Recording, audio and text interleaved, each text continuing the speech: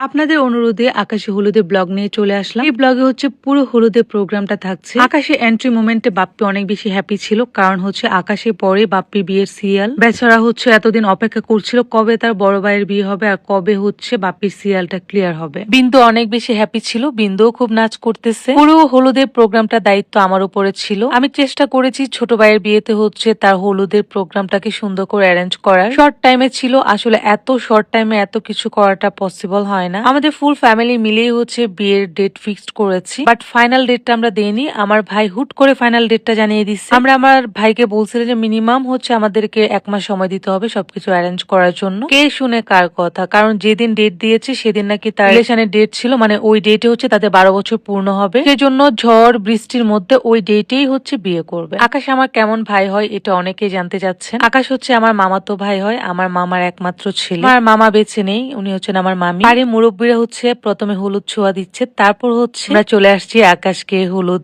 দেওয়ার জন্য। আমার মামাতো ভাই বলেন, খালাতো, ফুফাতো, চাচাতো আমরা নিজের আপন ভাই মনে করি, এন্ড ওরাও আমাদেরকে অনেক বেশি সম্মান করে, পছন্দ করে, পরিমাণ গুরুত্ব দেয়। ছোটবেলা থেকে এগুলাকে হচ্ছে কোলে পিঠে করে বড় করছি, হাতে পায়ে বড় হয়ে গেছে, বাট সবগুলো অনেক ছোট। স্বভাব চরিত্র এখনো বাচ্চাদের মতো, যদিও বিয়ে করে ফেলছে। 12 বছর একটা রিলেশন, ফ্যামিলি সাপোর্ট ছাড়া আসলে কোনোভাবেই হতো না। প্রথম হচ্ছে আমার বড় আপুকে রাজি করাইছে, দেন হচ্ছে আমার বড় আপু ফুল ফ্যামিলিকে রাজি করাইছে, কারণ জানে যে আমার বড় আপুর কথা কেউ ফেলবে না। আমাদের ফ্যামিলিতে হচ্ছে নানি বাড়ি, দাদি বাড়ি, সব জায়গায় হচ্ছে আমার বড় বোন যেটা বলবে সেটাই সবাই শুনবে। আমার বড় বোন হচ্ছে এমন কথাই বলবে যেটা সবাই রাখতে পারবে। এদিকে খুকি চলে গেছে আকাশকে হচ্ছে খাওয়ানোর জন্য, একে একে সবাই গিয়েছে। আর আজকের দিনটা অনেক বেশি স্পেশাল ছিল। এর দিনও আমি আকাশকে মারতে গেছি, তার একটাই কারণ, তুই এমন দিনে কেন ডেট করলি? ডেট দেওয়ার পরে আমাকে বারবার নিষেধ করছি তুই ডেটটা চেঞ্জ কর। আসলে ওই টাইমে আমি স্মৃতির বিয়েতে ছিলাম, একটু বিজি ছিলাম, আমাকে বারবার কল দিচ্ছিল, কথা বলতেছিল, আমি আসলে কথাটা এত বেশি গুরুত্ব দিই। যখন ঢাকায় আসছি পরে বলতেছে আপু ডেট তো ফিক্সড করে ফেলছে, এখন কি করবো? বলছে আমি যাবো না, দিশার এক্সাম, দিশার মিসের এক্সাম, মানে সব মিলিয়ে হজবরল অবস্থা। ওর ছোট মানুষ না বুঝে ডেটটা দিয়ে দিয়েছে, এই হচ্ছে অবস্থা আর কি। তো কি আর করার, পরে বাচ্চাদের মতো এসে কান্নাকাটি করতেছে যে আপু এখন আমি কি করবো, আমার ভুল হয়ে গেছে। পরবর্তীতে শর্ট টাইমের মধ্যে আমরা যা যা করা করছি,